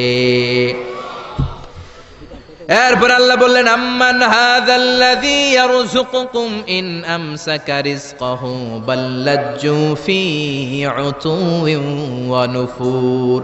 আল্লাহ বললেন, ও গোলাম, আমি আল্লাহ রিজিক দেই, আমি আল্লাহ যদি তোদের রিজিক বন্ধ করে দেই, কে আছে তোদের রিজিক দিতে পারে? রিজিক দেওয়ার মালিক কে? পৃথিবীতে যত খাবার আছে সব খাবারগুলো যদি নষ্ট হয়ে যায়, আমাদেরকে খাবার দিবে কে? ঘুম থেকে উঠে দেখলেন কোথাও কোনো খাবার নাই, বাজারে ফলমূল নাই, বিস্কুট নাই, আলু নাই, সিঙ্গারা নাই, কিচ্ছু নাই, ক্ষেতের মধ্যে কোনো ফসল নাই, গাছের মধ্যে ফুল ফল কিচ্ছু নাই। এরকম যখন অবস্থা হয়ে যাবে, আল্লাহ যদি রিজিকগুলো দেয়া বন্ধ করে দেয়, আপনাদেরকে রিজিক দিবে কে? খাদ্য দিবে কে? নাকি আপনাদের খাদ্যমন্ত্রী? আপনাদের খাদ্যমন্ত্রীও রিজিক দিতে পারবে না? প্রধানমন্ত্রী? জোরে বলেন। এজন্য আল্লাহ বললেন, আমা মিন দাব্বাতিন ফিল আরদি ইল্লা আলাল্লাহি রিজকুহা। এই জমিনের মধ্যে যত ধরনের প্রাণী আছে, মাছ আছে, পশু আছে, সব প্রাণীগুলাকে, মানুষগুলাকে রিজিক দেয় কে? তিমি মাছগুলো সকালবেলা সাগরের এই মাথা থেকে ওই মাথা যায় খালি পেটে, বিকেলবেলা পেট ভর্তি করে তিমি মাছটারে ফিরায় দেয় কে? বাবুই পাখি সকালবেলা বাসা থেকে খালি পেটে বের হয়ে যায়, বাবুই পাখির পেট ভর্তি করে বিকেল বেলায় বাসায় ফিরিয়ে দেয় কে? রিকশাওয়ালা সকালবেলা আল্লাহর নাম নিয়ে খালি পকেটে রিকশা নিয়ে বের হয়ে যায়, বিকেল বেলা রিকশাওয়ালার পকেট ভর্তি করে রিকশাওয়ালাকে বাড়িতে ফিরায় দেয় কে? এজন্য রিজিক দেওয়ার মালিক একজন, তিনি কে? চিল্লায় বলেন না, তিনি কে? আল্লাহ ছাড়া কেউ রিজিকের ব্যবস্থা করতে পারে না। সাইয়েদনা সুলাইমান আলাইহিস সালাম ছিলেন গোটা বিশ্বের বাদশা। চারজন বাদশা যারা গোটা বিশ্বকে শাসন করেছে, এই চারজনের দুইজন হচ্ছে মুমিন, দুইজন কাফের। কাফেরের একজন হচ্ছে নমরুদ, আরেকজন হচ্ছে বখতনাসর। এই বখতনাসরকে ইংরেজিতে বলে Nebuchadnezzar the second. He was the constructor of the hanging garden of Babylon. ব্যাবিলনের শূন্য উদ্যানের নির্মাতা। এই দুইজন কাফির শাসক গোটা বিশ্বের বাদশা ছিল। আর মুমিন ছিল দুইজন, একজন সাইয়েদনা সুলাইমান আলাইহিস সালাম, আরেকজন হচ্ছে যুলকারনাইন। কোন সুবহানাল্লাহ। তো সুলাইমান আলাইহিস সালাম আল্লাহর জলিল কদর পয়গম্বর, আল্লাহরে বললেন, আল্লাহ তুমি আমারে গোটা বিশ্বের বাদশা বানালা, আমি চাই একদিন আমি গোটা বিশ্বের সব মানুষ, প্রাণী আর মাছগুলোকে লাঞ্চ খাওয়াবো। লাঞ্চ কি খাওয়াবো? লাঞ্চ বুঝেন তো আপনারা? লাঞ্চ মানে কি? দুপুরের খাবার। আচ্ছা, তো সাইয়েদনা সুলাইমান আলাইহিস সালাম ইচ্ছা পোষণ করলেন, আল্লাহ এই বর্ণনাটা মিনাল ইসরাইলিয়াত, ইসরায়েলি বর্ণনা, কিন্তু বর্ণনা করা যাবে, সমস্যা নাই। ওয়া হাদিসু আন বানি ইসরাঈলা ওয়ালা হারাজ, সমস্যা নাই, এটা আমাদের কোরআন বা হাদিসের কোনো আয়াতের সাথে কন্ট্রাডিক্ট করে না, এজন্য বর্ণনা করা যায়। তো সাইয়েদনা সুলাইমান বললেন, আল্লাহ গোটা বিশ্বের সব প্রাণীকুল, পশুকুল, পক্ষীকুল, মৎস্যকুল, মানবকুল, জিনকুল, সবাইকে আমি একবেলা কি খাওয়াবো? সবাই বলেন, কথা বলেন না। লাঞ্চ খাওয়াবো, দুপুরের খাবার। সবাই বলেন, কি খাওয়াবে? দুপুরের খাবার খাওয়াবো। আল্লাহ বললেন, no, it's not your duty man, it's not your job. Sulaiman, এটা তোমার কাজ না, এটা আমার কাজ, তুমি পারবা না। সাইয়েদনা সুলাইমান বললেন, আল্লাহ লেট মি ট্রাই, আমার একটু চেষ্টা করতে দেন না, আমার মনে বড় শখ, গোটা বিশ্বের বাদশা আমারে বানায় দিলেন, গোটা বিশ্বের প্রেসিডেন্ট করে আপনি আমাকে সিলেক্ট করলেন, আমি যদি একবেলা সবারে মেহমানদারি করাইতে পারতাম, আমার কলিজাটা ঠান্ডা হয়ে যেত। সুলাইমান আলাইহিস সালামও জোরাজুরি করতে শুরু করলেন, আল্লাহও রাজি হয় না, সুলাইমান নবীও ছাড়েন না। পরে সুলাইমান আলাইহিস সালামের জোরাজুরির কারণে আল্লাহ বললেন, ওকে ট্রাই করে দেখো পারো কিনা। সাইয়েদনা সুলাইমান আলাইহিস সালামের অনুসারী ছিল জিনেরা। জিনেরা ওনার কথা শুনতো, সব জিনদেরকে নিয়ে বসালো, জিনদের সাথে গোল টেবিল বৈঠক। জিনের বাদশারে বলল, জিনের বাদশা, আমি গোটা বিশ্বের সব মানুষগুলোকে একদিন দুপুরের খাবার খাওয়াবো, যাও সাগরের পাড়ে 40 কিলোমিটার জায়গার মধ্যে খাবারের আয়োজন করো। জিনের বাদশা বিশাল বিশাল ডেগ পাতিল নিয়ে সমস্ত জিনদেরকে নিয়ে রান্না বান্নার কাজ শুরু করলো। আফ্রিকার জঙ্গল থেকে আস্ত আস্ত গরুগুলোকে এনে ফ্রাই করতে আরম্ভ করলো, হরিণগুলোকে রোস্ট করতে আরম্ভ করলো, সাগরের তিমি মাছগুলোকে ভুনা করতে শুরু করলো, আকাশের বড় বড় পাখিগুলোকে রোস্ট করতে শুরু করলো। 40 কিলোমিটার ব্যাপী জায়গা নিয়ে খাবার তৈরি করা হচ্ছে, কারণ সাইয়েদনা সুলাইমান আলাইহিস সালাম গোটা বিশ্বের মানুষকে, গোটা বিশ্বের প্রাণীগুলোকে একদিন দুপুরের খাবার খাওয়াবে। তো 40 কিলোমিটার জায়গার মধ্যে খাবারের আয়োজন করা হলো। সাইয়েদনা সুলাইমান আলাইহিস সালাম বললেন, রান্না করতে থাকো। করতে করতে বিশাল রান্নার স্তূপ, বিরিয়ানির স্তূপ, খিচুড়ির স্তূপ, পোলাওয়ের স্তূপ, রেজালার স্তূপ, ঝাল গরুর মাংসের স্তূপ, কোরমার স্তূপ, সব কিছুর স্তূপ করা হলো। ফল মূল মাছ মাংস এনে স্তূপ করা হলো 40 কিলোমিটার এরিয়া নিয়ে। কয় কিলোমিটার? সবাই বলেন কয় কিলোমিটার? সব যখন রান্না শেষ, চলে এলো সেই মাহেন্দ্রক্ষণ, সেই মাহেন্দ্র দিন, যেদিন তিনি আপ্যায়ন করাবেন। সাইয়েদনা সুলাইমান আলাইহিস সালাম উদ্বোধনী ভাষণ দিবেন, মানে উদ্বোধন করবেন। খাবার উদ্বোধন করা লাগবে না, এটা তো গোটা বিশ্বের মানুষ খাবে, মহাবিশ্বের সব প্রাণী খাবে। উনি উদ্বোধনী বাক্যে বললেন, আমি বেশি কিছু বলতে চাই না। মাছেরা লাইন ধরবে সাগরের এদিক দিয়ে, পাখিরা লাইন ধরবে ডান দিক দিয়ে, মানুষ লাইন ধরবে বাম দিক দিয়ে, জিনেরা লাইন ধরবে সামনে দিয়ে, আর বনের পশুরা লাইন ধরবে জঙ্গলের এদিক দিয়ে। লাইনে লাইনে আসো, তোমাদেরকে খাবার দেয়া হবে সকাল থেকে সন্ধ্যা পর্যন্ত, যার যত মনে চায় পেট ভর্তি খাবার দেয়া হবে। ইন দ্য মিন টাইম সাগরের ভেতর থেকে এক বিশাল আকৃতির তিমি মাছ হা করে ডেকে বলল, সুলাইমান, আমি লাইন টাইন মানি না। কি মানি না? তুমি তোমার উদ্বোধনী বক্তব্যে বলেছো লাইন ধরে খাবার নিতে হবে, আমি লাইন টাইন মানি না। আমার পেটে প্রচন্ড ক্ষুধা, ক্ষুধার জ্বালায় আমি মরতে বসেছি, আমি লাইন মানি না, খাবার দাও। সাইয়েদনা সুলাইমান আলাইহিস সালাম বললেন, আমি নবী মানুষ, আমি বেলাইন করতে পারি না। সাইয়েদনা সুলাইমান বললেন, আমি লাইন ছাড়া খাবার দিতে পারি না। তিমি মাছ বলে, আমি লাইন মানি না, আমার পেটের ভেতরে এত ক্ষুধা, ক্ষুধার জ্বালায় আমি মরে যাচ্ছি। তোমার এই মেহমানখানায় এসে খাবারের অভাবে আমি যদি তিমি মাছ মারা যাই, কিয়ামতের দিন আল্লাহ তোমারে ছাড়বে না রে সুলাইমান। সুলাইমান আলাইহিস সালাম পড়ে গেছে বিপদে। হায় হায়, আসলে এটা যদি মরে যায় তাহলে তো সমস্যা, একটা ব্যাড রেকর্ড হয়ে যাবে, ঠিক কি না? তো উনিও লাইন মেনটেন করতে বলতেছেন, তিমি মাছও লাইন মানবে না, বেলাইন। কিছু লোক আছে এরকম, পুলিশ দাঁড়ায় আছে, র্যাব দাঁড়ায় আছে, ওর মধ্যে বেলাইন করে ফেলায়, আছে না নাই? তিমি মাছ বলে, আমি লাইন টাইন মানি না। তো সুলাইমান আলাইহিস সালাম বললেন, ঠিক আছে, সবার জন্য লাইন, শুধু এইটার জন্য বেলাইন। উনি ঘোষণা দিলেন, যাও এটারে খাবার দাও। তো তিমি মাছ বলল, সুলাইমান, আমি এই যে আমার মুখটাকে, বিশাল মুখটাকে হা করে রেখেছি, আমার মুখের ভেতরে জিনদেরকে বলো খাবার ঢুকায় দিতে, যতক্ষণ না আমার পেট ভরবে আমি হা করে থাকবো, চিল্লায় কোন আল্লাহু আকবার। সাইয়েদনা সুলাইমান আলাইহিস সালাম ভাবলেন, বিশাল একটা আস্ত গরুর রোস্ট যদি ঢুকায় দেয় তাইলেই তো শেষ, কেল্লা ফতে, ঠিক কিনা? সাইয়েদনা সুলাইমান বললেন, যাও আফ্রিকার জঙ্গলের যে গরুগুলো রোস্ট করেছো, একটা রোস্ট এই তিমি মাছের পেটের ভেতরে ঢুকিয়ে দাও। জিনের বাদশা যে রোস্ট ঢুকায় দিস, ওইটা হা করেই আছে। সাইয়েদনা সুলাইমান বললেন, কয়েকটা খাসি মেরে দাও। খাসি মেরে দেয়া হলো, এটা হা করে আছে। কয়েক বস্তা বিরিয়ানি মেরে দাও, মেরে দেয়া হলো। বললো আরো 10টা গরু ঢুকায় দাও, হা করে আছে। আরো 50টা খাসি ঢুকায় দাও, হা করে আছে। আরো কয়েক হাজার তিমি মাছ রোস্ট করে ঢুকায় দাও, ঢুকায় দিতেছে। খাবার যত আছে দিতে শুরু করলো। ইন দ্য মিন টাইম 1 কিলোমিটারের খাবার শেষ। সুবহানাল্লাহ কইবেন না? তিমি মাছ বিশাল বড় হা করে বসে আছে সাগরে। জিনের বাদশা খাবার দিতে লাগলো। 1 কিলোমিটার শেষ, 5 কিলোমিটার শেষ, 10 কিলোমিটার শেষ, 20 কিলোমিটার শেষ, 30 কিলোমিটার শেষ, 40 কিলোমিটার শেষ। এখনো তিমি মাছের মুখ হা করা আছে না নাই? সাইয়েদনা সুলাইমান সিজদায় পড়ে গেলেন, আল্লাহর ডেকে বললেন, মাবুদ রে, আমি বুঝতে পারি না আসলে রিজিক দেওয়ার মালিক আমরা না।